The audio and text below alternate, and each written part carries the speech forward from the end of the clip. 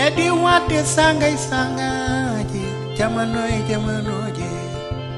nyalde nyaladi nyaldi yalla kewi kono padane dari me fongo mayo nan me dande nayima en yima nawi hediyankoɓe yeeɓiyankoɓe radio télévision fulɓe international hono no keɗen waddini émission meɗen gostodiral miijoji ari hande kadi jokkodirde e mawɗo tawi kadi ko pullo fuutanke jiɗɗo Fouta jiɗɗo Sénégal bref citoyen d'Afrique saabu so tawi wiyama Amadou Tidiane Wane ganduɗa hoorema jeeyaɗo Kanel min gartu hen enen fof eɗen gandi ko guila Senghor ha e Abdou Diouf en passant par Abdoulaye Wade ha ɗo e président Macky Sall miijo makko junggo makko koyngal makko e baɗe makko iwani e Fouta iwani e Sénégal ɗum tagui ha joni kadi garɗen makko saabu ko Amadou Hampâté Bâ wi ko en Afrique quand un vieillard meurt c'est une bibliothèque qui est brûlée enen noon e jiiɗa ɗum jiɗɗen ko mawɓe meɗen foof yontaɓe meɗen foof jangguɓe meɗen foof haade mumen yaade hoto Allah yawnu garen jehruden mabɓe ɓe mbaajo leydi ndi ɓe koko ɗum miijoji saabu kamɓe noon miijoji mabɓe ko dentedde kamɓe kadi miijoji mabɓe ko baɗɗi fayida saabu mawɗo sodani gandal ɓooyi wurde surtout kadi mawɗo jangguɗo mawɗo jiiliɗo mawɗo kadi ganduɗa hoorema ɗanniɗo andi gueɗe kewɗe ha wuuri hanki no wuuri heccanki wuuri hanki Allah waɗi alhamdulillah ɓe ene wurde men hannde eɗen ñaago ɗum Allah kadi yo wurde men janggo duusa men ha ɓooya garɗen ɗo koye galle bammen Ahmad Tidiane Wane enen fof eɗen gandi Ahmad Tidiane Wane kanko adi wonde maire de Kanel kono hade ɗum ɗon foof ko politique to banggue ganduɗa hoorema doole makko warñede makko o jeeya ko les premiers ingénieurs agronomes men gartu hen tigui rigui ɗum noon en gari ɗo e galle makko baba Ahmad Tidiane Wane assalamu aleykum wa rahmatullahi taala wa barakatuh a jaram Seydi Ndiaye mi nani haala mi weltima hen komi ingénieur agronome Paris jaltungo école Paris institut national agronomique jaltungo 1964 bon ɗon janggumi noon ha kemmi baccalauréat jahami France ɗo Allah waɗi ɓe wonno ministre goto wiye Daniel Kabou o nayimi conseil des ministres nden Senghor ene haala mbaylari demal men ngal won guerte tan tubakoɓe nde wonno nden ko kappa wonno ɗo Senghor wi ne yiɗi sukara waɗe ɗo to noon ISRA mbiyatno ala ko IRAT institut de recherche agricole tropical ɓe mbaɗi rapport ɓe mbi hay goto wawa wadde feere ha canne à sucre gawƴi sukara ndeme ɗo nden noon ko tubakoɓe saari conseil ministre woni arde e conseiller mum ko Touba min gardumi e Daniel Kabou mi anda ko jaggimi mi anda ko ɗum tan mbimi c'est pas vrai ça tan goto fof jeeɓi min gona e ƴewde Senghor wi hol mbiɗo c'est pas vrai Daniel Kabou waɗi fuɗɗi wadde me présenté ko Amadou Tidiane Wane jeune agronome je fais Abdoul Aziz Wane sorti de centrale oui je connais Abdoul Aziz il dit que c'est pas vrai envoyez-le à Richard Toll qui nous fasse la canne à sucre c'est comme ça que la canne à sucre est arrivée au Sénégal ndemal sukara Richard Toll ko ñamete nde haali Richard Toll ko ni ardi jaami toon mbaddumi yimɓe équipe amen min mbaɗi korto ha min keeɓi 120 hectares Senghor ari 68 min jaabno 65 Senghor ari 68 ko haalnam o waɗi visité o ƴeewi fof guese ɗe e aussi min joguino ɗuma tokoso min guittata min kama gawƴe ɗe simta ndiyam sukara ɗum ne min defa ɗum ha wona sukara Senghor welti hen no fewi ndewno caggal ɗum o fa yaade Dagana o yomi jolɗoto makko jonnoto makko o wide même monsieur Wane ɓetani ka métis mi wala wona métis guila e jotan jata o wima noon par ce que mawni Abdoul Aziz Wane Aziz est décédé en 63 juste après Dagana tel makko nan ɗon ha joni il a fait central to ti a fait ana waɗi ingénieur agronome poɗɗo wonde ko métis mi ala mi wona métis ɗum komin fuutankoɓe 100% gila ili bon nden mbeɗa yara j'ai 29-30 ans bon keddimi toon caggal ɗum min e ministre o Abi Thiam min kaaɓi gartumi ha ñalawma goto tan neɗɗo ari wimi aɗa ma nuule mabɓe nuule paɗe feere ɓe nawma Tamba min gona directeur projet terre neuve ittude serraɓe sil ɓe jaaha Sénégal oriental nden noon wimi Dembam mbimi alam yahat nden noon wimi Dembam neɗɗo no tuggoro gawƴal ha ngabba dow c'est ça le chaume de mille pour monter très haut tuggoro gawƴal ha ngabba dow bon moi j'étais jeune ingénieur je voulais faire ma carrière bon gasni ɗum tan jammi o wimi kanko garnoɗo haalande mi o wi conseil de ministre waɗi eɓe ƴeyanno directeur gonowo directeur projet o Habib Thiam wonno ministre développement rural Senghor même monsieur le ministre développement rural il paraît que vous avez un des meilleurs ingénieurs qui ne travaille même pas maintenant à Richard Toll Habib fuɗɗi o oui non envoyez-le qu'il nous fasse du coton à Sénégal oriental ni jaarumi min kadi mi waɗi sukara mi gayni mi yaha waɗe a Bukki a waɗi sukara joni kadi paɗa kadi Bukki wiro Bikku wiro to Sénégal oriental jaami toon nde noon goko banmano mbiɗa heewi faaro anani kadi mbiyami ko cikkanmi nde min ɓuuri yimɓe fof heewde jagde bon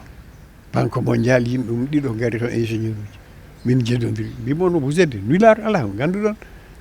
ɓen ko tubakoɓe ɓe gummi Washington ɓe gara wadde supervisé projet puisque kamɓe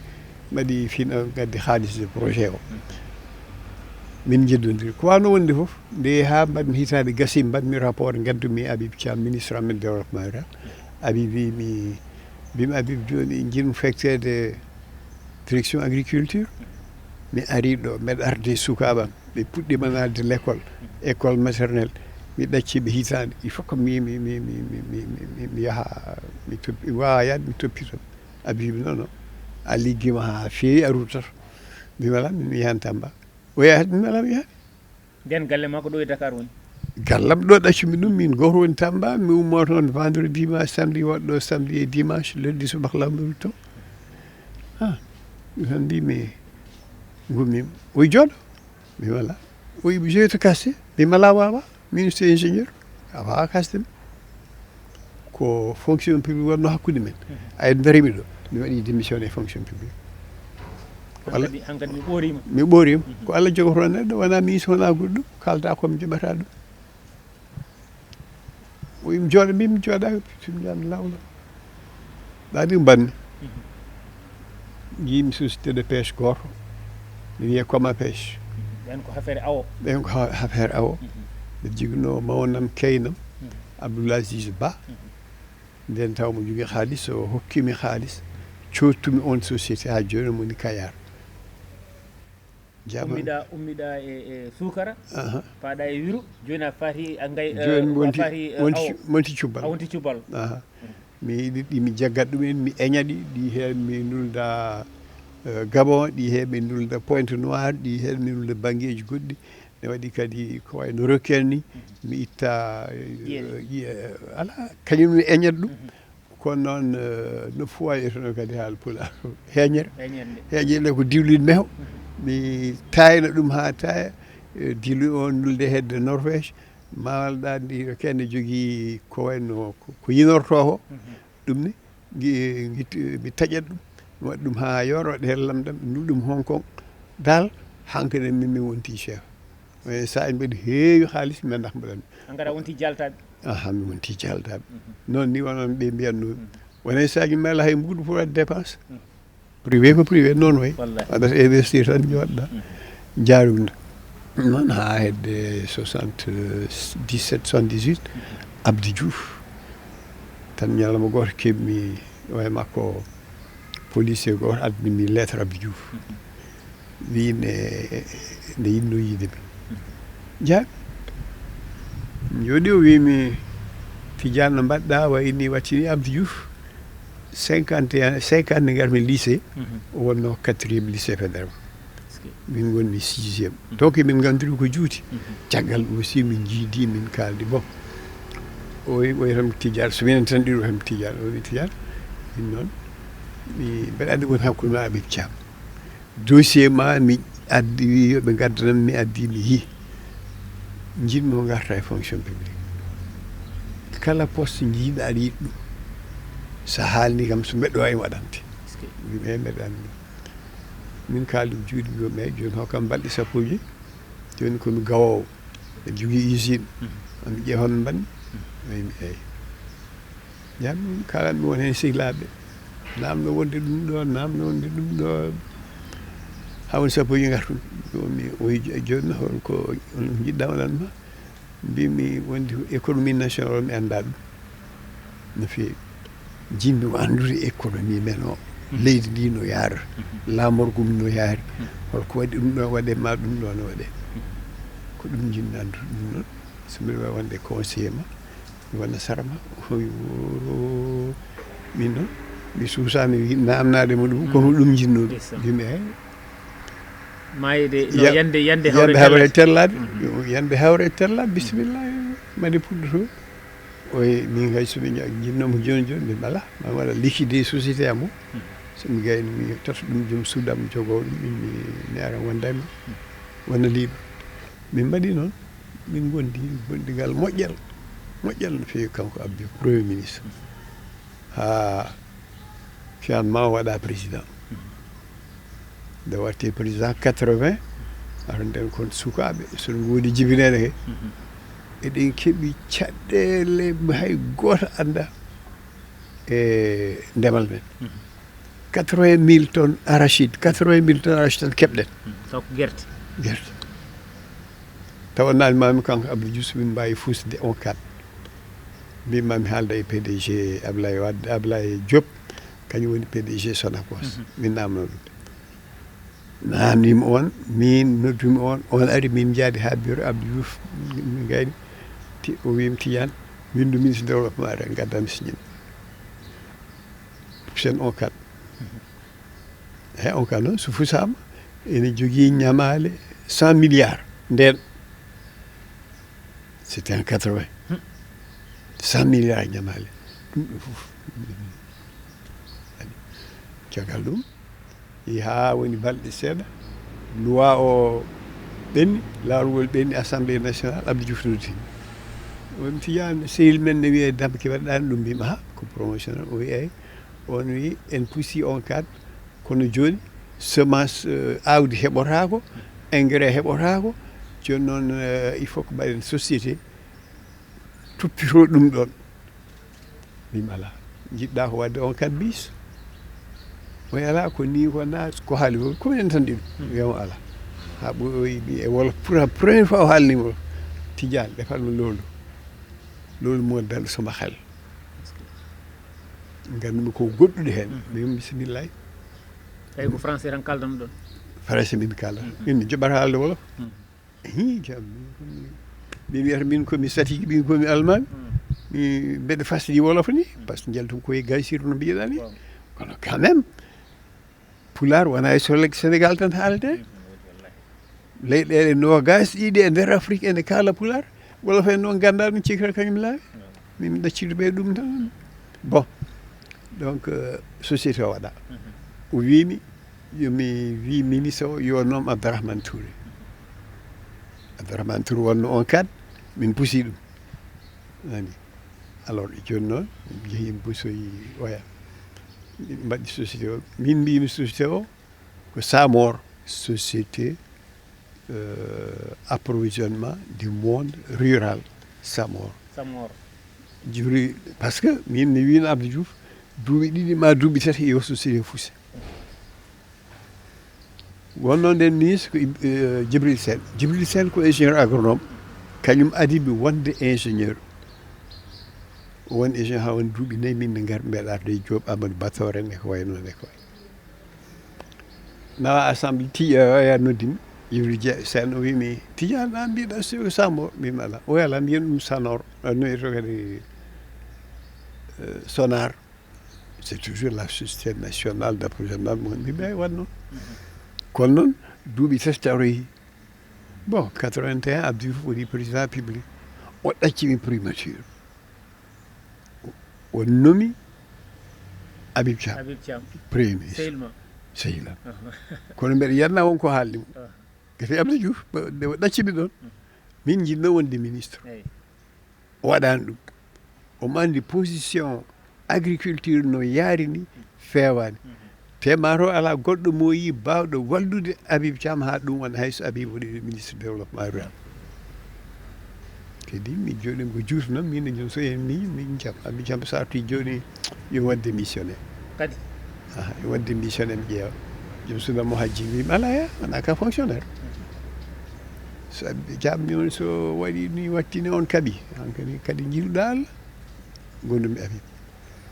duwal hakkude men o teddinimi teddimi kanko Habib on ko yomna mi sikki tan on ko yomna joni noon ha ñalawma goto mbiɗa mbeɗa arti politique mi yejjiti haalandema 80 haade Abdou Diouf yaade wona président o noddimi subaka goto garmi o wimi mino e Senghor et Assane Seck, superviseur national, et André Guillabert de Saint-Louis, superviseur de la région de Saint-Louis, et Oya Motan Ndiaye. Min joddi min kaldi o wi ko Cheikh Hamidou Kane aventure am hokkete coordination matam. Par ko ɗum noon de min jalti wi Cheikh Hamidou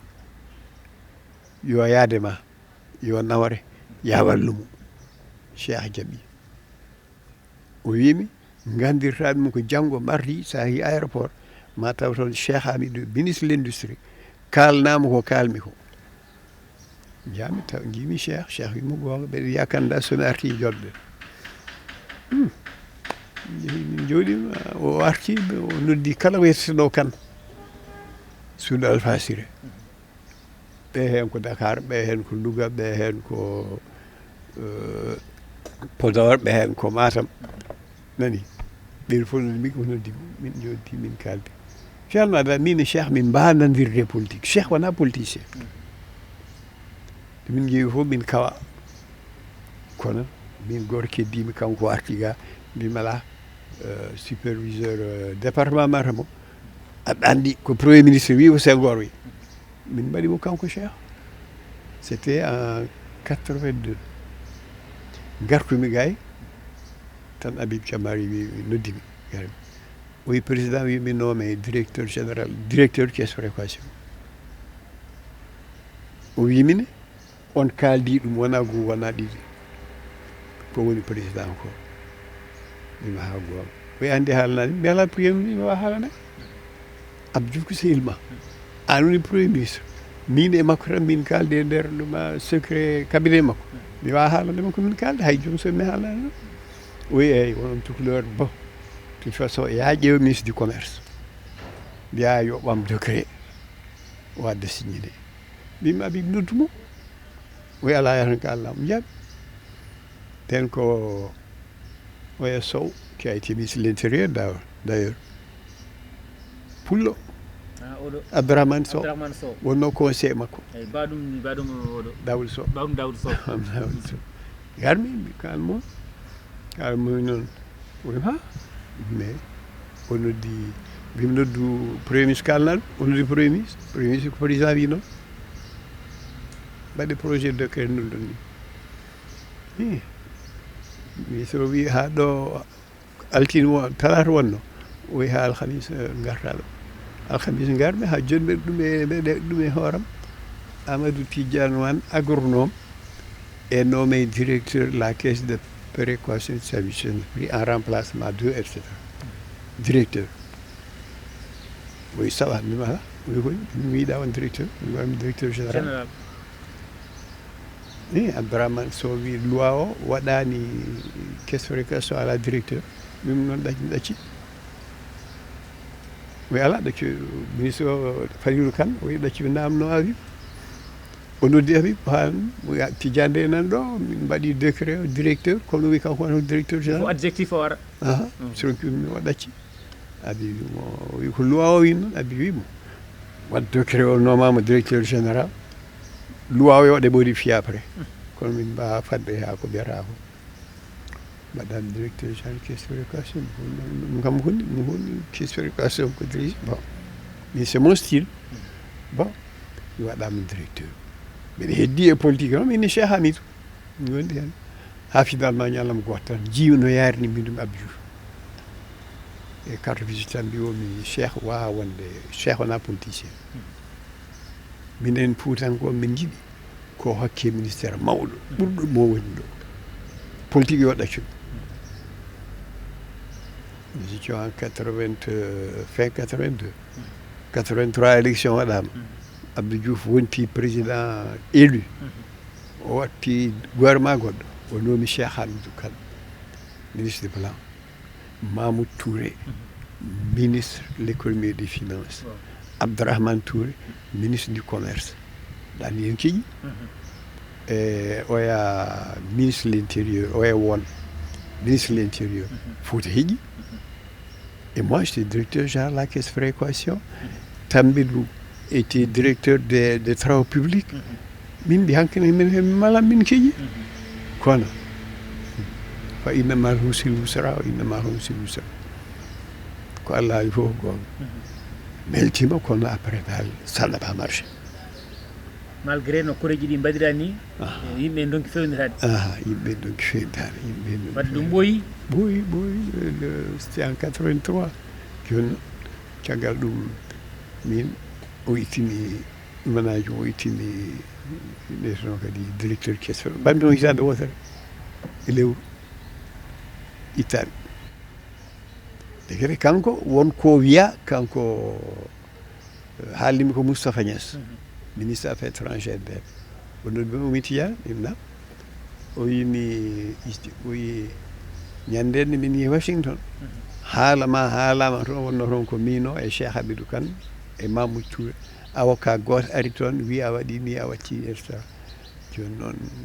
mataw condition mbimomi ala an a wattaki ko rombo kono dal mbimi Mamoudou e Cheikh o heedano e kalani mimi ko Allah foti ko ɗum mi janggani pour wonde directeur maɗa ok gartumi ɗon nden noon holko wonno 83 son teskitima Sénégal ala gawri ala pour heɓoto wona Gambie wona ni wona ndeto kadi Guinée wona Mali wona Mauritanie Kole windi wi yo wadde bruit hami heɓa gawri nden ko wiyete PL 480 ko américain koki ɗum kokkuno en ɗum ma won presque 5 milliards yo maaro maɓɓe soode mi heeɓi o lettere mi yehi Washington mo mbeɗa jogino représentant tubak américain mbiwomi joni en mbaddi contrat pour min keeɓa maaro leydi amen ala maaro emin jogui maaro mi woni komin ngala gawri contrat o mbatten ɗum gawri ndon o maaro ɓuuri wonde ɗunaji e makko heno gagnoro o sali bime no contrat o mi waɗi ɗum supprimé o sali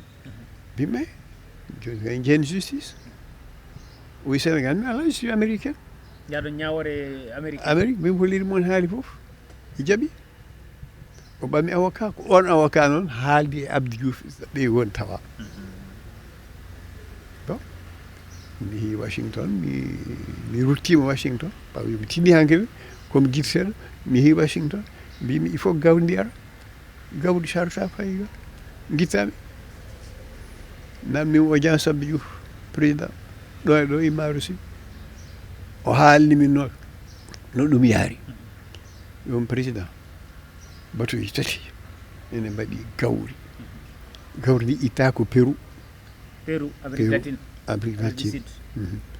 ko ponɗen sodde ko ponɗe hokkede maaro ko mi watti ɗum gawri ɗum ko Kole windimi lettre mum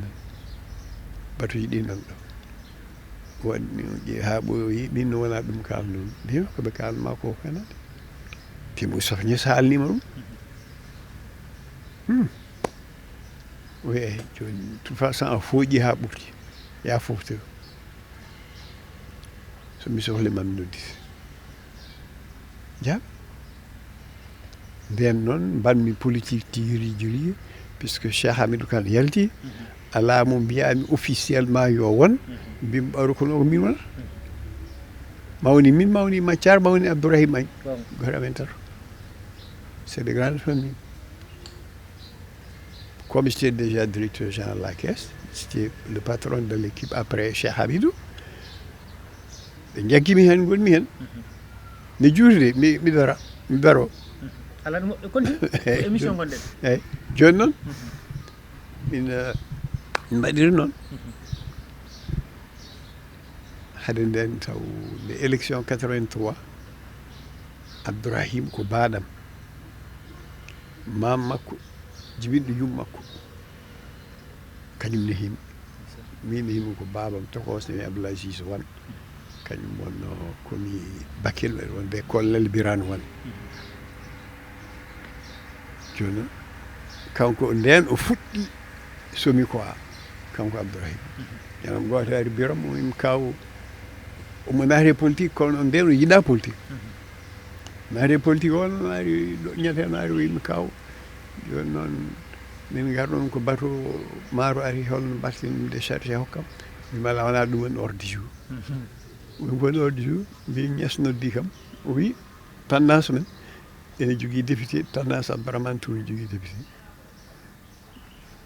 yomi ƴeew hol batteɗo député min haqqillam jaggi ko an o welam yiiɗa mais attention wona yidde ɗum c'est pour le pays c'est pour le Fouta ko fodde fodde Fouta jeeyi ɗum a jeeya hoorema mi jeeya hoorema Mathiar jeeya hoorema Mathiar woni directeur assurance gonnoɗo grande assurance yejjiti ɗum wiyata min si directeur général la caisse wa ummaɗo ɗo ɓe wiya député mi ƴeewi an goto heddi comme grand cadre pour waɗ ɗum o wi noon mbimi eya alama mettam la wonat noddumi agent goto mbimi mbo yaade Abdourahim bateau garɗo waɗa ɗum déchargé somi ko noddumi aɗa Namad Bachir Agne kaw makko kañum noddumi ari mbimi wi Abdourahim député Abdourahim on député o yiiɗa o wi kaw Abdourahim anda laamu an ka laamu mbimi ala Abdourahim sukran o ala Abdourahim kekkiɗa ɗum wonani duuɓi tati mbimi ha mbimi sa yiiɓe yawi makko deedam rek komi jahowo hande jamma komi jahowo Bangkok pour négocier ma wat toon balɗe somi arti yataw oɗo programme réglam je veux qu'il soit député min garti makko mo kawma wi koko noon ɓe gartumi tan Abdourahmane yummo e nder rek ngari gallam min kawri kanko wonata député ko ni Abdourahim fuɗɗiri ni fuɗɗiri bon goni hen noon ha no Allah hajiri ni mi yalti caisse péréquation kono min woni mawɗo tendance amen o mbaɗi koye mbaɗno finalement dal Abdourahim yeehi habrité Abdourahmane Touré min o e Mathiar min keddima mi gonde Djiby Basse ummima to Abdourahmane Touré fayi to amen ɗan tan no ɗum wayni joni noon min mbaɗi dal finalement 83 86 88 min mbatti renouvellement c'est une autre paire de manches en fait ɗum fof ne justi vers ça dans mon livre finalement min hankiri mi yiɗi politique mi naati hen keng somi ummo ɗo mbalami hoore fooɗe galle sehilam Bummuy somi waali ɗon somi ummima e goudron tuggi hoore fonde ha yetti Tata Bathily kala wuro wongo e goudron mi yettima ɗo mi jogui ɗum représentant men mi wirtoto Kanel gartanmi Kanel ko 2 heures du matin natta Kanel mami arta mi arta toon 2 heures du matin bon c'est devenu un politicien ha ñandam goto tan mbaɗi renouvellement min goni mbeɗe hôtel mawɗum Djiby Basse wiyeteno kadi Yero Basse yafo mbeɗe hôtel makko nanni suudu makko mi andano suudu makko o tawmi ɗon mi juuli futuro mbeɗe yalta tan o naati min camde mi wiyama suudu ma grand yaafo koy o yaala jooɗo mbeɗa sohluma mi bisimilla min jooɗi tan o wimi jikka Allah mbeɗa ñaagoma ɗo hunde jaɓanam mi wima grand ɗum wondir aɗa ñaago hunde anda ko ñaaguiɗa tan jaɓanma o yayino aɗa Allah jaɓanam wiyam eyyi mi ande ka neɗɗo moƴƴo mbeɗa anduma no fewi kono tan eyyi bisimilla mi jaɓi oya jaɓimi mi jaɓi oye jinmi ko Kanel mbaɗa feere wona commune wona premier maire bimi mbiɗa wawi wadde feere kam. Nous sommes en quelle année? C'était en 86. bimi mbiɗa wawi wadde feere de. Ta question est très bonne et pertinente. mbiɗa wawi wadde feere de Kanel waɗe commune maire noon ko élection o wiya woni responsable politique mi ala wona noon ɗum sikki ɗon yaara so maire wiyama tan goto feere kene wawi wonde heddoto o haareji Korba wima eyi tan Kanel ma waɗe commune o jinno gona premier maire sa wona premier maire kadi sopala kadi sa ɗacca kane wonda kono eyi tawde ko projet ma. alors min kam wona premier miccinaɗi ɗum noon de arde ya donc j'ai fait Kanel waɗa commune heddi min guuti min goti mawɗam aɗa andi Amal Ly Amal Ly a été maire de Mbour d'abord, il a été ensuite ministre de la fonction publique. Hadene, il a été secrétaire général de la présidence de la République, président du conseil de la SICAP. Diaw Kanel kanko. Diaw Kanel. Mawnam mo jaɓat min no feewi. Jaabde makko mbi o ɗumnajum yo ar wona maire, yo won adjoint makko. C'est-à-dire o jangguinami duuɓi 5. O yala. Kanko yiɗi o min mi wona maire. kono wonde fof min jabori ɗon kono yimɓe Kanel naaɓe naati e makko won henen mbimoto jaab kanko woni no maire o woni ministre o woni directeur général o waɗi ɗum ɗo il est questeur de l'assemblée oto jaab ɓe mahlitimo taw o fuɗɗimo il avait à l'époque l'âge que j'ai actuellement 81 ans bon mi timmi ɗum jamde makko mbeɗa wadde sehlam goto mi Ablaye Lam waɗi convoqué yimɓe nannoɓomo hen calɓe garani mbimi noon ɓawata hanke mi haalni yimɓe komi candidat komi gonowo candidat mi yiiɗa wonde contre ma kono hankadi hiisi ɓuuri woni candidat gonmi candidat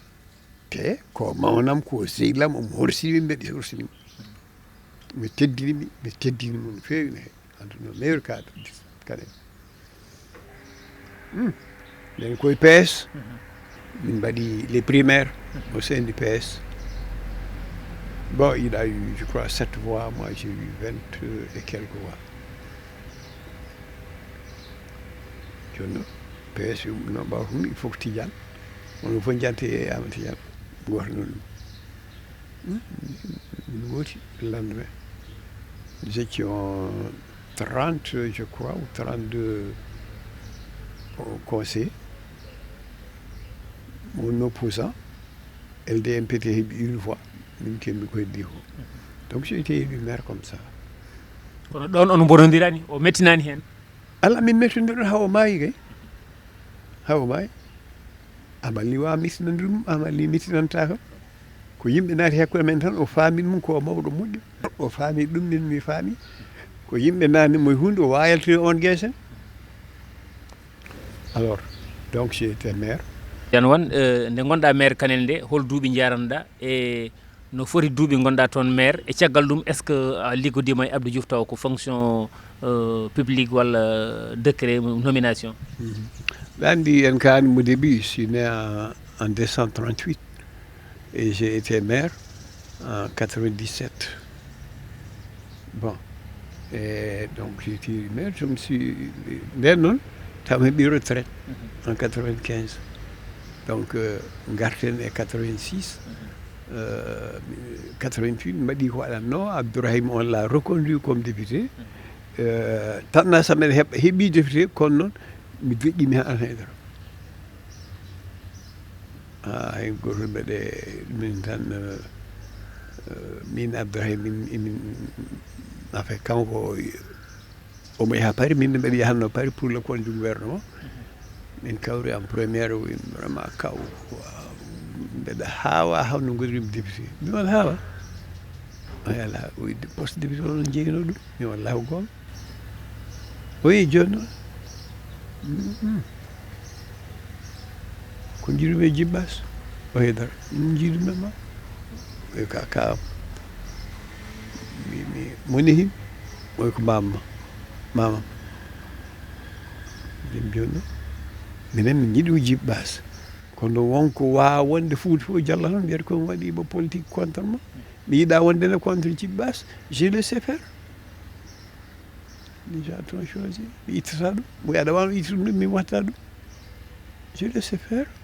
yittade kono jibi fonno wonde à ta place bon Allah resenere min garti toujours c'était taw ko ndiwmi 84 Abdou Diouf nomi kam yomi ar mon conseiller mum en développement rural à la présidence ɗan nden depuis l'indépendance il a Senghor conseiller financier conseiller militaire conseiller juridique conseiller développement rural c'est 4 postes c'est pour des blancs des français tubakoɓe ɓen tan garata ɗon nde mbiɗa heddi primature comme conseiller de Habib Thiam pour le développement rural neɗɗo goɗɗo ne wiyete Rock kanko wonno conseiller Abdou Diouf pour le développement rural min keewi hawrude réunion min kaw foy an kam an woni conseiller Abdou Diouf ma ko min wala ko an ko woni o wi ala ko waɗa fof so mi ari mi haalni Abdou so haade makko ɓamdi si o wi a haalni Amadou Tidiane wan o joni hen jinnaɗo so ka min wala ɓottoño ɗum komi conseiller premier ministre an ka conseiller président tienoon patron joni dal on ɗon o yiiɗi hankkine kanko Abdou Diouf mi ara wonda e makko conseil on yeehi congé o wi artata o haalami colère o wi noon mi Amadou Tidiane wan colère noddimo garmi o haalnimi o wiya jaɓi mi jaɓi o wi ɗum noon ko en attendant mbi on mi ɗon kadum makko ɗon mbi on mi monsieur le ministre d'État après conseil du président peut-être un peu avant c'est ministre moi je ne veux plus être ministre non j'ai connu la misère des ministres quand j'étais conseiller d'Abdou Diouf puis d'Habib Thiam puis j'ai directeur général de la caisse de précaution je ne veux pas être ministre mbiɗa yiiɗa wonde ministre ɗum de heewani hannde o ɗum de hannde jiiɗa hannde o non c'est une question de conception ma conception en tant qu'ingénieur c'est pas être ministre wallahi technicien mbiyannda ni un ministre c'est si tu veux ministre ko nde falde tan o jogui ɓiɗɗo gonmi ɗo agriculture élevage eaux et forêt pêche hydraulique villageoise et pastorale recherche scientifique et technique commune je suis la référence sans compter les ministères transversaux les finances le plan l'industrie l'intérieur c'est les mieux je suis mais lui monsieur le président j'ai trop de réunions et je ne peux pas j'en ai 5 ou 6 par jour oui tu n'as qu'à désigner des gens parmi les gens des autres ministères pour te représenter, tu choisis là où tu vas aller et moi je vais te renseigner. J'ai agi comme ça. Et Abdou, o jaggi kam, o teddini kam, ha woni presque hay mis goto suusa kam. Ha woni hay mis goto suusa kam. E min joguino pouvoir o réellement, colin nan ɗon. Colin yimɓe heeɓe ɗe cikka colin ko tubak colin français colin ɓuuri min wonde sénégalais ɓuuri Abdou Diouf wonde sénégalais ah bon ɓe mbiya colin ko tubako colin ko tubak colin avant l'indépendance mi sikki woni ɗo préfet Diourbel o mi ɗo fecta Cameroun nde Sénégal heeɓi indépendance mo ñaagui o arti gay alors yiɗa wonti ha woni ministre d'état nani debbo makko ni ko séréer debbo makko séréer restono ɗum ko sehinam goto wiye Majim Ndaw korko moƴƴo alors hen gotol mbiɗa siftora emin jooɗi au commissariat l'aide alimentaire il y a beaucoup d'ambassadeurs et au moins 5 à 6 ministres min mbiɗa jooɗi Sara la représentante résidente de l'Europe mademoiselle von Brochowski emin kaala joni noon affaire e gurdam ɗam gawri ndi maaro ko e so tan waɗirte on gonnoɗo Sara mo o wi kanko yiɗi ko feeto waɗa gawri waɗane feeto mi wala ina mbaɗanta gawri feeto o wi ha kay mi mela civilisation amen minen ko gawri civilisation kay mbaɗanta ɗum feeto ñallam goto ñande fof maaro ko civilisation asiatique blé ko civilisation européenne nden min jogii ko min nganndi mo noona ni o yahan ko ɗum watte tan ummini joom kole hokkimo parole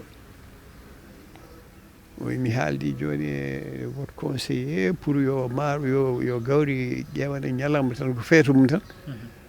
o wi ala jooni noon min mbaɗa waɗa insisté tan yimɓe fof ndeeƴi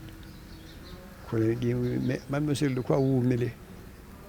mon conseil vous a dit que comme vous avez dit que le 1000 c'est la civilisation africaine vous voulez qu'on change non non non on laisse ɓe Kole m'a toujours soutenu Abdou Diouf m'a toujours soutenu min jaadi hen ha Kole yalti hankene politique ari Kole yalti 90 Tanor Ousmane Tanor Dieng en Khalifa Sall en les J3 là les jeunes ont voulu débarquer tout le monde taw ɓe jaggi Abdou Diouf ɓe mbaɗimo suspension c'est-à-dire o waɗa président du PS o ga waɗa premier secrétaire c'est le premier secrétaire qui est le patron du parti wadde kanko ene wayno ko biyano way kono yo soodo juuɗe makko ni eyyi ko biyaɗo yo soodo juuɗe makko kanko ko o soodima ni sa yimo ndi tan wima ministre d'état sa yimo tan wima le premier secrétaire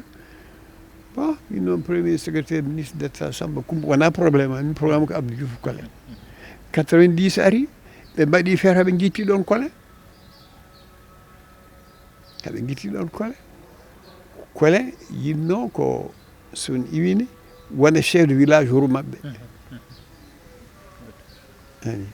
o yiwi ɗo wonani lebbi tati lebbi nayyi mi yejji sinno foti o sanki min mbiɗa heddi ɗon ha ñalawma goto tan ambassade Amérique noddimi e conseiller mbimi accini forêt Khelcom hokkama Khalifa Général des Mourides mbimi ala oui mbimi si accinnani tan mbimi noon wawonde Abdou Diouf suusa ɗum ɓe mbi est ce que mbiɗa mbawi haaldude ma mbimi eyyi bisimilla mbiɗa wara ambassade garmi ambassade ɓe kaldimi no yaari tikkumi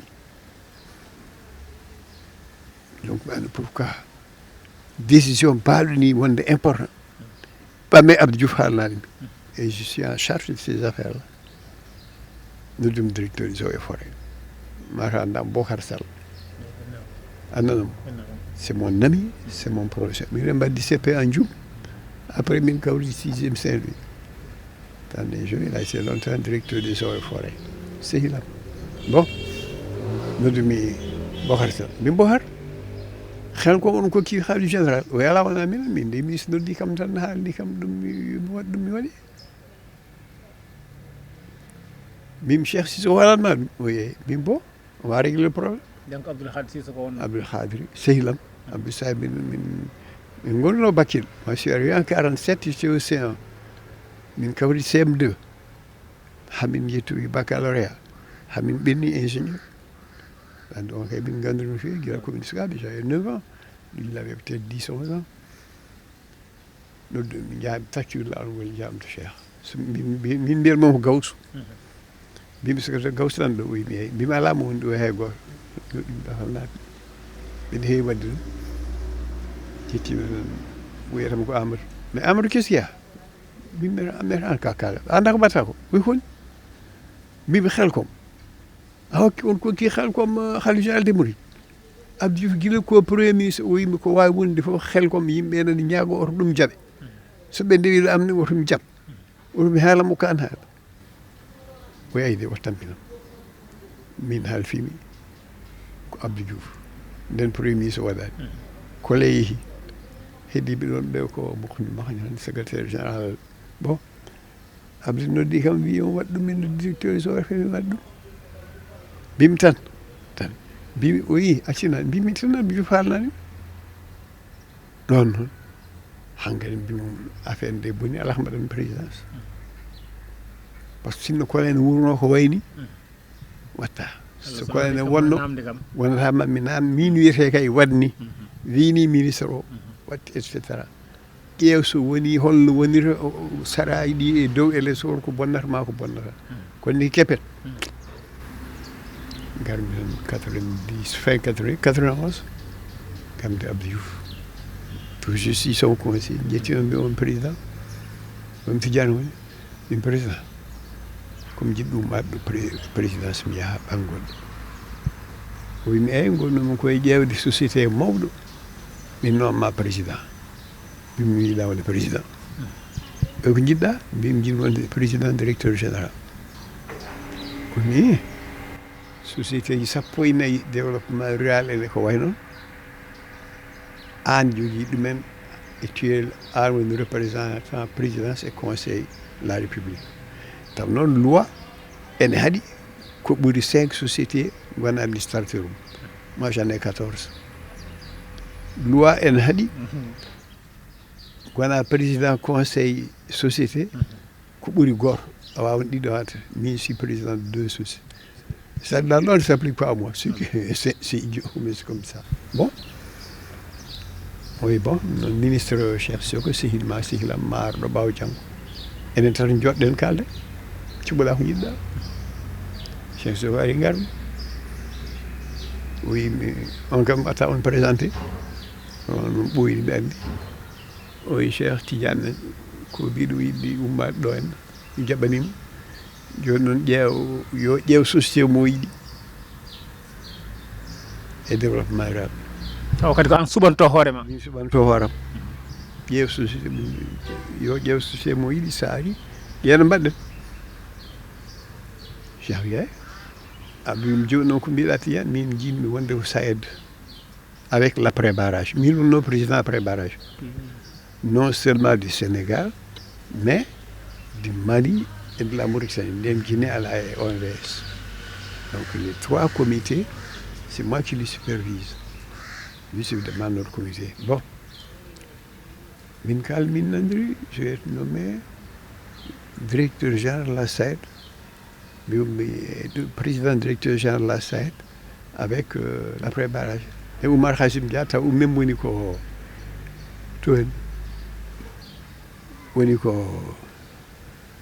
woni no Sodagui duuɓi joyi ummi ɗo woni directeur cabinet premier ministre Habib Thiam momin nandirta o kono nde min kaldi ɗum min o e chef Soko Abdou Diouf remaniement ministériel waɗaka taw min nandiri ko ɗum mbatemi weeti mi yeehi Australie nandi sa mbaɗa yaha Australie kam tu peux pas surseoir à ça a wawa wiide alani ha oɗo haaju gasa ɓawru haaju fof Allah gayna tan min e ɓawru mi haalde président mi haalde e ministre o min nandiri jaami mbiɗa ɗum kam ne siiri jaami ne siiri kay jaami to henna jaami Australie jettimi tan Sydney information ɗammi Abdou Diouf waɗi ma ministére Habib Thiam woni premier ministre ime maaro wonko Allah fodano ɗum noon ha gartuñ Abdou Diouf fonno wadde recevoir des syndicalistes o yomi ar garmi no hannde ni gartuñ Sénégal weeti secrétaire ma haalan ɗum jaami réunion min jalti Cheikh Sownude mo wimi yigo firti e cuuɗi men wordu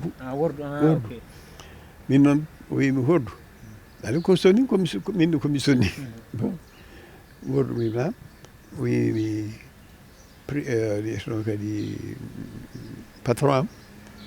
wiyemi nomi Sodagui président directeur général min hol patron ma o yi premier ministre gaɗani ɗum min hol patron min patron président an o e min e président en nantata en joddima en kaldi en nandiri ça y est en nandiri min yaltani en patron mala ko haaldimi balle tati won noddami tan Cheikh an Tidiane Diab an wawa diniɗo Cheikh Abdou Diouf noddimi ɗum woni Tidiane mbeɗa andi en kaldino pour jaaha SAED après barrage kono noon no wayni jinmi joni ko nommeɗa président directeur général Sodagui gati indépendantiste en hedde Ziguinchor e Basse Casamance nane yiiɗi ngabbidde ene jaaha ha Kolda en ene ɗumne yimɓeɓe il faut que projet ji mawɗi mbawa waɗe toon pour yimɓeɓe mbawa deeje mi yiyani goɗɗo ko wona an ɗum c'est une raison d'état wawi wiide ala min koni ni mbiɗi Fouta ni kono tan et cetera bon min bon d'accord donc nommi Cheikh Soko ɗum waɗa mais alors j'étais privilégié avec tous les pouvoirs du bailleur de fonds, la BAD, la bide les trucs de harkum yarata kadi ɗo tawno Moumar Hassim wonno kañum ɗo min lomti ɗum ɗon ɗo gummi noon paami building mawɗo gonɗo ɗon 9e étage woni ɗon ɓe mbi Tidiane kewɗo faaro mais suydi moi j'ai des bailleurs de fonds arabe ɓe gandi ko haalis mi yiɗa ɓe tawmi ɗo gonnomin ɗo tawmi Moumar Hassim ñaami toon tawmi dekete bailleurs de fonds en mbaddi korto nanotako wande joni aɗa jogui stylo mbiɗa jogui stylo mi wima mi tottanmi mi hokkatama stylo am sa hokkanimi stylo ma hol gartoɗo tottude hay goto donc fina goto yeeye la bide le fonds saoudien le fonds OPEP yeeye 5 goɗɗo mi yitima et il y a cette clause si bien que la Sadagri était bloquée. Goumi n'ont pas de bide, Arabie Saoudite. Après, donc, à Jeddah, où ils n'ont pas de Riyad pour le fonds saoudien. Mais Garmi Jeddah, Taoumi Abdiouf, au moment de Ousmane Seck, ancien ministre des Finances, où il C'est l'actuel parrain de l'université de Ziguinchor. Voilà. ala andira ko Assane Seck Ousmane Seck de Thiès o wi mi garmi on haalnimi iltimi kanko Mamadou Touré lomte finance o wi président de Dikam Tidiane o wi no wawi wonde fof yon walle ko jiɗɗa fof ene jiɗuɗa fof waɗirta noon kanko de haalnimi takkani mum min jimmi ko fonds saoudien ko no mbi ko mi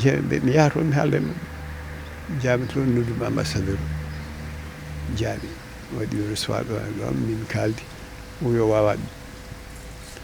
mima a waɗat no ça c'est un ordre présidentiel non mi pas j'étais conseil président région ɗum noon conseil président ɗum a waɗat ɗum wa noon fof fonds saoudien jaɓɓi comme dit en français couper le no gardien ɓe mbi kamɓe joni joni ɓe financement donc heddiɓe fof ndewi hen de 12 milliards qui étaient prévus, j'ai fait remonter à 25 milliards. De 12 milliards, on 25 milliards. 25 milliards. Ça peut dire mais on a gagné 2 milliards. Oui, on a négociation. On est quoi les hirande wonno 92 et finalement on a fait ça en 94. Khalis au foot 95, on a fait tous les marchés, on les a bloqués, pas de retraite, mingar, galtune. Min mbaɗi enfin beaucoup de choses techniques. Moi je n'étais pas d'accord avec certains, les Suisses, les Français, ɓe cikka kamɓe sont les grands gens, mais je les prends pour des petits couillons de rien. Gotol ni c'était en Suisse, j'étais avec un de mes agents que j'appelais ingénieur conseil Youssou Diallo, qui a fait l'école polytechnique de Thiès. Mbeɗa andi Youssou mi yimo primature on wonno primature nde Macky Sall woni premier ministre. Youssou mo kaldata o min kawri e discussion mbiyanamam autosuffisance alimentaire mbimomo c'est pas possible oui si mi yeddi ɗum ɗo kono winoma o mbawade autosuffisance alimentaire en 2017 wona 2018 wona 2018 une question de formation ɓe hankkadi battani e battugol e caggal laamu Abdou Diouf nde gasata 94 hankkadi fayi hankkadi 2000 ɗon ganduɗa hoorema nden gonduɗa koye Abdou Diouf e battane laamu makko holko gonnoɗa e hol jotodiral mo wonno haadema jokkodirde Ablaye Wade min gonɗomo ko maire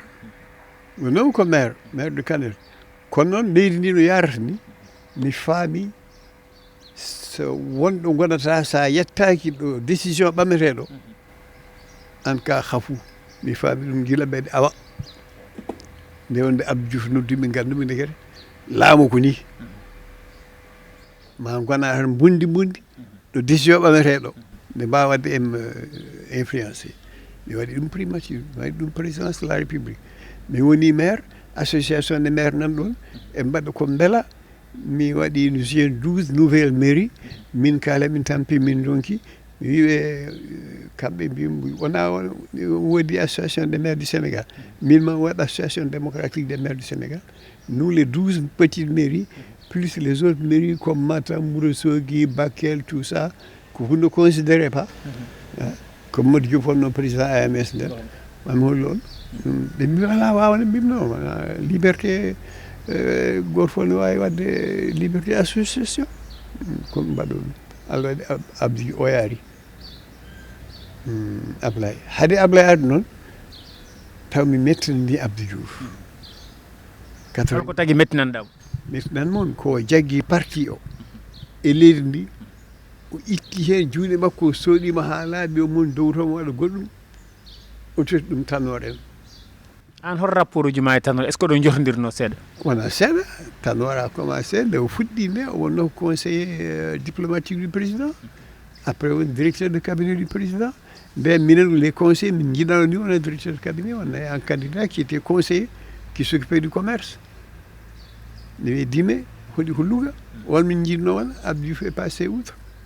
wan wonde fof dal waɗama joni kam ɗo mbiɗa ɗo wattanɗo Abdou Diouf yana ɗo taw hankkadi a natti welede ko waɗata ko eyyi ɓe andi haade makko yaade congrès sans débat waɗi Tanor joƴƴinama yeeya ɓoyi taw o haaɓe Djibo Ka yalti ɓooyani o haaɓi e Moustapha Niasse yaltinama min mi heeɓi retrait min ni j'étais du GR minen on était 18 commune sappo e jeetati minen min jogui affaire tan koye Abdou Diouf heddiyoɓe ngal min kaaɗi Abdou Diouf yo wanmo ministre d'état min donki joni min joɗima congrès sans débat waɗama min sappo e jeetati Tanor itti min joƴƴi min to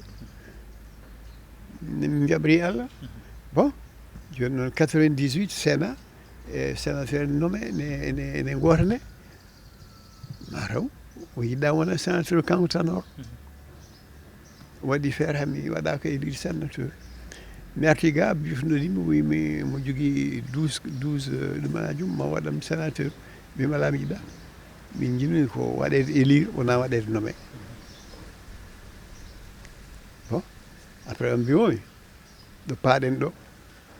koye ɓalal ma en mbuɓɓo hen gañoɗen moy ko ɗum firti mbimo kalfinɗa parti o min kaɗima a waɗi joni noon c'est en 98 hein joni noon ɗo paaɗen ɗum ne boni paaɗen koye élection mi sikkani sen mbawa gagnade en tout cas ko ni o haali o holli tan kanko ministre d' état ono ɗum mbimi ɓawtuno min mi yalti mi yeehi lawol duuɓi ɗiɗi haade makko yaade a haalino wonde ko jogoɗɗo yande mi haalnimo yimɓeɓe gari ɗo nuli ɗo Aissata Tall Sall en ko baɗam o nuli ɗo Mamadou Diop qui était maire o nuli ɗo d'autres ministres o nuli ɗo président Sénat Elimane Kane kawam ngar gallam ɗo tammi ɗo président wini kono président ko ganduɗon ko fof président andimi ko ɓuuri min président mi ɓalmi ko 50 wona joni woni conseil makko premier ministre woni conseil makko président de la république o hokki kam tous les pouvoirs à la caisse de prévocation et stabilisation des prix o hokki kam tous les pouvoirs comme PDG de la SODAC te ko cuɓimi fof tottata min ke ɓuuri andude président ɓuuri andude so président sohlimi yo noddam Modou Diop wimi président wi omo hersa noddema aɗa wawi salnademo mbimi wawa salnademo goho komin sehilaɓe ɗiɗi min gandiri ko ɓooyi tati kanko woni président public comme citoyen sénégalais so ɗi kam mi ara heddo noon mami haalanmo hunde miijam ɗum min mbaɗi ɗum guila 78 wiyata hunde tan somi wona d' accord ema noon bon finalement dal campagne ari o noddi kam Abdou Diouf mi are makko bureau makko min kaldi gay noon mbi président min joni ko mi traiti mi yahata wadde campagne noon e haalissam mi wawa o heɓami haalan premier secrétaire nodduma am mbima alam haalata e Tanor mi watta e Tanor o heeɗi ɗum noon han président assemblée nationale Cheikh Sissoko mbi waɗa o hokkuma haalis no jiiɗiɗa ko mbaɗa campagne mbimi gueɗel so noddi kam mi ara so noddani mi noddatamo ko winemo président wi o wi mam noddu Cheikh Sissoko o noddani Cheikh Sissoko en tout cas Cheikh noddani kono noon komin sehilaɓe omo jogui oɗo haaju mbeɗa andi Tanor wawanamo te ɗum fayno hen Tanor wawa gagnade tan kadi mi yiiɗa noon jooɗa tan mo ɗum ne waɗi ƴaamo min jeehi campagne waɗama ballottage ko sikkano ho te mi haalnino moon par ce que nde o ɗoftimi ha Damal bureau makko o jogui e jaguirgal damal ngal haade makko uddinte o wiimi jinmi sen gayni campagne o en gooti en gayni mbeɗa jogii des probléme gasata e développement rural jinmi ko gara gonden badden ɗum min président en mbawa gagnade o élection o wi mete kakkagal o wudditi mbawon jaltude alay sen rewi en mbaɗi o heeɓi 45%, waade heeɓi 25%. min mi ummima toon ari ga mi gooti dimanche lundi mi ari mi Mbaye Jacques Diop min makko min yeehi min ƴeewoya oya Mamadou Diop pour wiide il faut que min yiya président Ousmane Tanor Dieng wawa wonde no wiyeteno kadi directeur de campagne makko deuxième tour ɗum wawa wonde mataw wiyete tan Abdou Diouf kañum hoorem ɗo yeehi sud il a confirmé Ousmane Tanor Dieng ɗume ko bonatno boni haade nden tawanno Djidji Boka ronki yogas par ce que toujours il a confirmé oya min jeehi min piyama min garti min jooɗima nden tu étais jeune kono tu as dû suivre le comité d'initiative du parti socialiste min waɗi ɗum e jane min wonno président mum min puɗɗi ko joyo min gayni min ɓuuri temedde jeenayyi neɗɗo bureau politique jooɗotako ko minen tan kamɓe ɓe nandirta yimɓe bureau politique ɓe nandirta minen min payi ko élection min jiiɗi ko nandirede Abdou Diouf kañum min nani payi wondaka hay goto ene yiiɗi kadi wonde ɗuma francophonie secrétaire général joni noon min woni ɗon ha finalement président Sénat o Diack ñalawma goto ari wiyimi président nde nanimama holi yo Amadou Tidiane Wane mi haaldimo woyi yiidemi yiidema wadde président wadde andanoma maromo andi maromo politique o anda kam min kono mo andi mawno Abdoulaye Cissé Wane kamɓe gonɗi ɗo France ko wano wonɗen foof mi wi yo waɗmin recevoir komin joyo cuɓɓimi yimɓe joyo e comité d'initiative le 28 septembre 2000 plutôt 2000 waɗimin recevoir on la min mbaɗimo agressé ko fate sukaɓe jeunesse ko fate Sénélec ko fate rawiji Dakar Niger Dakar Bamako ko fate gueɗe keɓe mbaɗimo agressé mo neɗɗo makko ara fugga wiya président demi-heure gasi fuɗɗimana ɓe acce mbeɗa yewta min mbaɗi ɗon 1 heure et demi min jalta noon min joyo o jaggimi o wi min komi jiɗɗo wonde citoyen Kanel min président leydi ndi ujunnaje 13 e temedde jeegom wuuro e leydi men hannde wuuro fof an halfi ɗum ala ko haali Kanel wala min yimi tan ko mbaɗa feere han wona citoyen Kanel yimi mama en conseil municipal so jaɓi mi mbaɗma joni noon mi après ɗo mi yi Kanel mi haalniɓe kono taw mi leltini ɗum koko de sone koye men ɗon ɗum sana alors kala mbatti wiide mi conseil municipal ɓe mbimi an amati en Abdoulaye waɗi ko wi ko waɗ ɗum de yonta e ma taw konel bon finalement mi ari Kanel min mbaɗi min totti jaggumi résolution mbaɗmi e poste min mbeɗi yiidemo ima reçu bima an kam président ko wanma wonde yidde wonde mbeɗa ɗum e poche de ɓe hokkani mo ko wanma yidde wonde citoyen Kanel wona d'honneur citoyen Kanel wi o haale wax deggal xam dama bugg Kanel suma xol aɗa wimo noon ko jiɗɗa wiɗ ɗum mban jugon kokko mon mbimɗa résolution mani joni ka citoyen de Kanel watiwde monsieur mon maire o teddinimi o nafimi hunde fof kono noon gonɗa maire président de la république ala mana ko maire président ne wawde par ce que Macky ne andi ɗum par ce que plusieurs fois Macky e premier ministre o yetti ɗum non mo naniyama Tidiane man ma di ceci Macky noddami kaw min naari mi tawino président wi min mbimi wallahi kono mi wi noon 3 4 5 fois bon alors mbiyomi joni noon ko ɗum jiɗɗa bisimillahi o wimi naala def conseil spécial min ala mbiɗa woni conseil Abdou Diouf premier ministre woni conseil Habib Thiam premier ministre woni conseil président yoni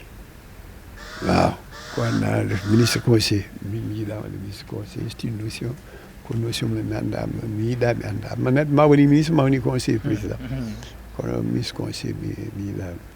waaw naala def député mi yiiɗa won député so wiɗi won député tan woni ɗum gila 83 wona ɗum 88 wona ɗum 93 chaque fois mi heɓi occasion kono min mi yiiɗa won député wona profil am min suis ingénieur wona ya tan mbeɗa foɓɓa ɗum watta ɗum waaw lobogol min o haaldami wolom mi haaldama français miowi jinmi wonde sehil ma somi sohlama mi nodduma somi noddima mi haalda e ma somi yiiɗi yiidema mi yiima d'urgence mami haalane kala woni haqqillam ko jaggi mami haalane so winima so mettima noon mbaddono Abdou Diouf mais ko an ɓamata décision décision ɓamɗa fof noon je ma waɗ ɗum appliqué so mbeɗa wawi kono hanke ne kay gouvernement en ɗumen fof merci wona mi mawni ɓurti mi haalni ñande mbimi an heccimi tu es président public donc mbeɗa wawi wonde goɗɗum kono min hanke jinmi ko deeje bon min mbaddi noon vraiment o teddini kam wona fi kam mi hokkima haalis mi hay goto ana woni hen sinmi ala mi yiiɗa wawa mi hawrata ministre mini camɗere ayo président mbi paabi defala fa hen waxe Amadou Tidiane wala mbimi buuramul amul haɗu lamɗo ala sehil mo sohlimi tan mi tini omo sohluno nden Abdourahim malla Mathiar Mamine Abdourahim waɗi parti mum banggue Mathiar yaade Moustapha Niass min mbeɗen ɗo komi caliɗo mi artata e PS saabu Ousmane Tanor Dieng nan ɗon kankone mi yahata to makko wiyete ko waɗi trahir kono komi Sénégal e président bri so moni min liggoto min liggodir an fo e ganduɗa ma jaggude an fo e jindude jangde ma e liggey ma fof aɗa jogui ɓesgu kono noon a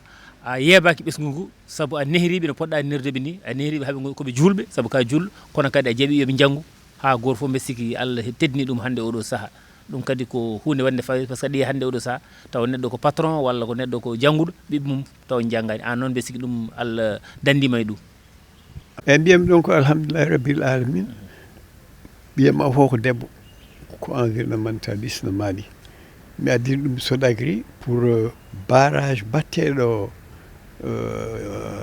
Manantali o ko ɗantan toon ko dundu leɗɗe holno taƴirte ha mbasa bonnude so taƴama watte huɗirɓe tout ça yo ɗum étudier o ƴeewa aussi holnodirte Anambé to Anambé hoore mum c'est des forêts qui sont là-bas on va s'occuper de ça i nawtimo en 2012 rewi hen ko Youhanidou mo ganduɗa médecin colonel directrice IHO andi Yowa ko première femme médecin colonel du Sénégal ɗum kam ko martaba tigui c'est la deuxième c'est la deuxième bon rema ko gorko ne wiye Abdoul Aziz Wane woni ko fonds monétaire international hande o kanko woni représentant résident à Île Maurice kono mi sikki ɗo hitande ummoto ɗon jimmi ko ummo fata Washington par ce que toon wonno sa e sa fof ɓe noddamo ɓe mbiyamo o yeehi Mali o yeehi Guinée o yeehi Congo Brazzaville mi woni il est à Île Maurice mi jimmi ko ummono route o Washington rewe makko ko ɓiyam ne wiye Waali on il est à la Banque mondiale Washington kono ça fait 1 an et demi kanko resi ɓi Mathiar il est à Abidjan actuellement rewe on ko debbo garɗo joni o elle est presque américaine resi mum ko ɓi Amadou colonel an Amadou Babadi rewi hen ko Sinthia ala rewi hen ko Yaya il est un ingénieur et un gestionnaire de l'informatique. Il est actuellement à Barcelone. Il a créé une société avec 2 ou 3 autres personnes. Un goto plutôt qu'Europe, ou plutôt Amérique, qu'un goto plutôt Afrique. ɗum ɗo sino wonano joni confinement o tanno Afrique du Sud ko wayno on ko Kouré Diam par ce que min comme professeur d' espagnol voilà donc kanko yiɗi à Barcelone sakkitino ko Sinthia resi ɗum ko ɓi Lamine Cissé de Lamine Cissé ancien ministre leydi ari ɗo ne ñaago général ne ñaago pour ɓiyum mbima an ittimine laamu mbiɗa Abdou Diouf atti Dian wi noon mbima ittimine laamu a itti laamu ne hokki hokki Abdoulaye Wade voilà kamɓe gañi on mbimi gonga de kamɓe gañi min kono on ɗaccat min gujja eyyi ko ɓen woni sukaɓe alhamdulillahi Allah walli kam mi wonde mabɓe mi nehiɓe mi holliɓe ne Pulaar surtout Fuutanke ko faaro koko teddinte kadi ɗum ko ɗiɗi corruption ɓe ganda ɗum par ce que min mi anda ɗum woni hen sani gonmi directeur général par exemple caisse prévocation ɗeɗo goto noddami min jolɗemi hokkuma 500 millions ɗaccami tan waɗa maaro ko beelami yo wawa ɗum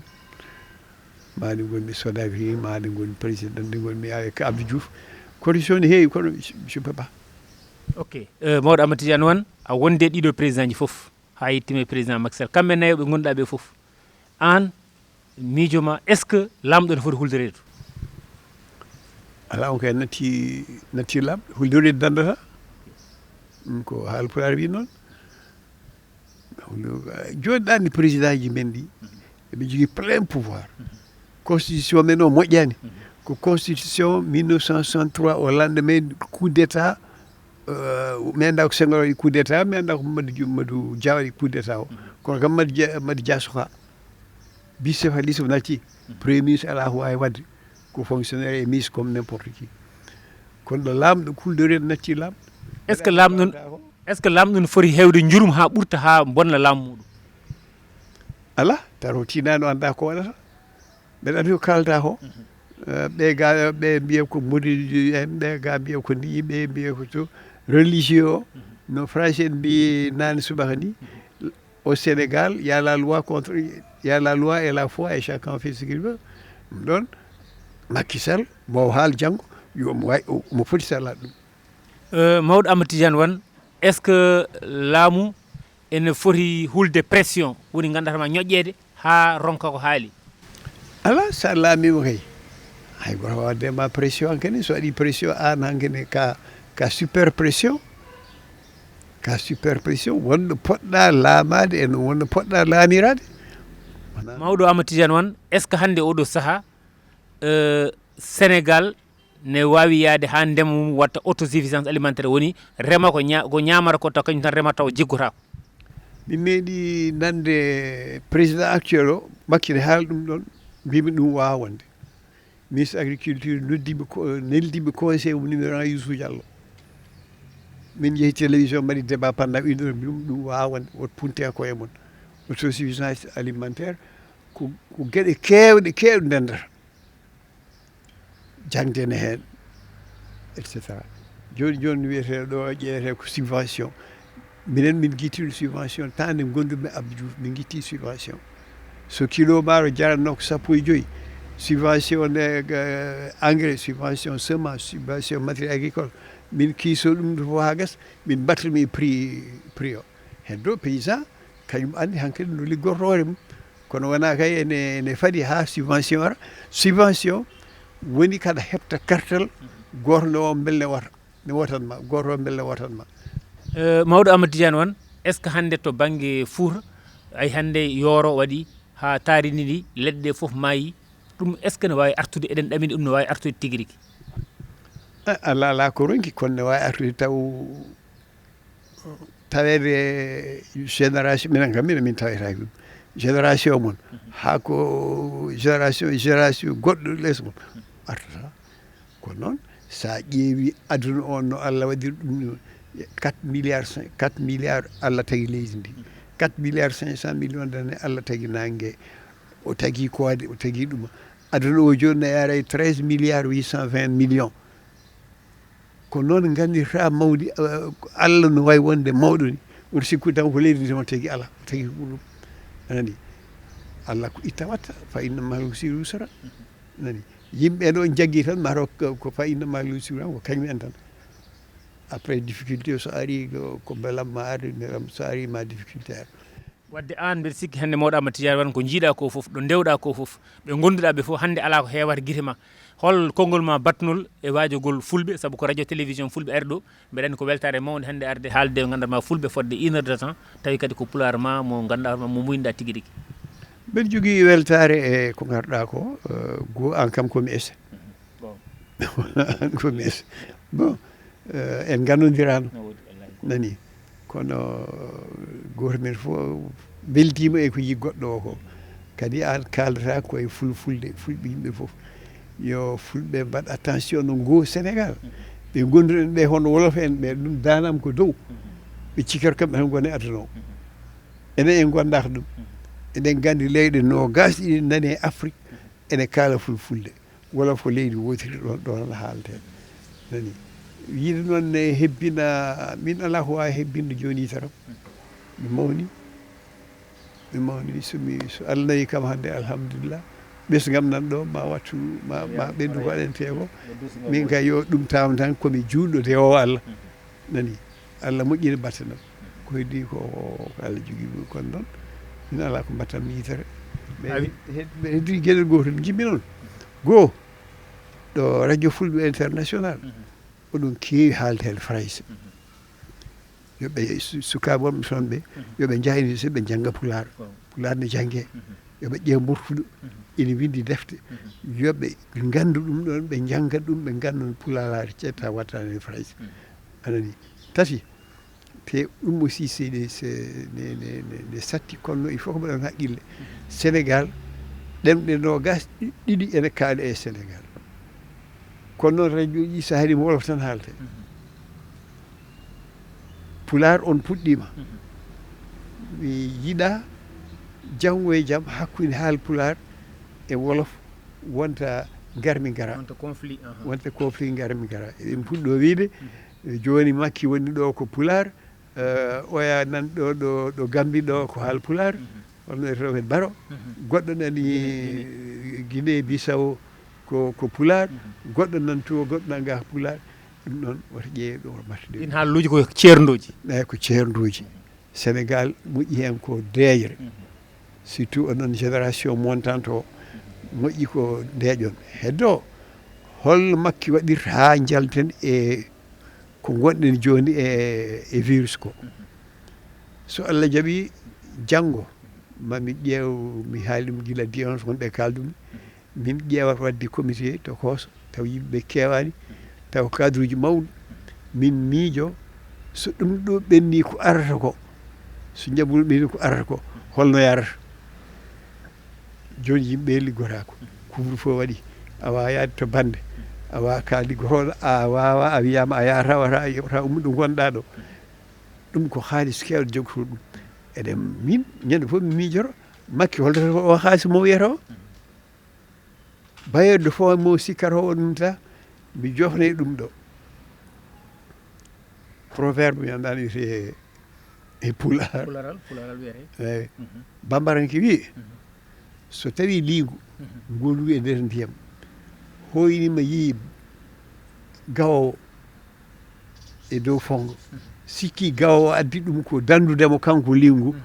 o funti hoore makko ko haala mawko woni ɗon noon miijoɗe ɗum onon haal pular en son kaldirmi wolof yo wolof en ganda ɗum ko Makky wiyata ko sikkata les bailleurs fof ma ballu en sino ɓe ballano duuɓi capanɗe duuɓi temen ɗiɗi kamɓe jeeyna holko mbaɗi yo waɗ attention on nani konngol ngol mawɗo Amadou Tidiane Wane gasdiri wonde liigu so woni e nder ndiyam hoynima sikki gawowo ari ko faabade ɗum ngun liigu juumi ɗum noon ko pular laaɓɗo ceer mawɓe kedde faamoɓe paame ɗum noon koko werlata tan ene wayno goto fof kadi ne wawi ganduɗa hoorema hoccude ɗum ganduɗa hoorema watta ɗum ganduɗa hoorema e gandal mum tigui rigui en jetti mawɗo Amadou Tidiane Wane tawi garni ko ɗo e galle makko ɗo henna e Liberté 6 extension o jaɓɓi men ɗo en badde makko émission kala ko jinɗen namdal en namdimo en goppimo kadi e wellitare makko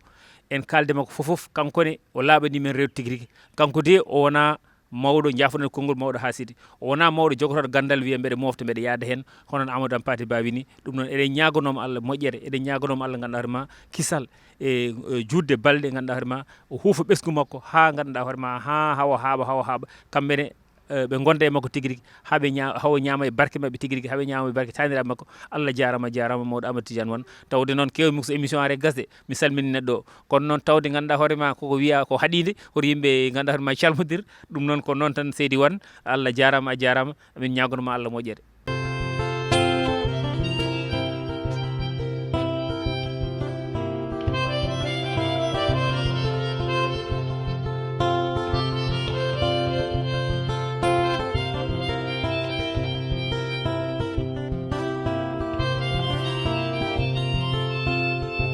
Medi wate sangay sangaji jamanoje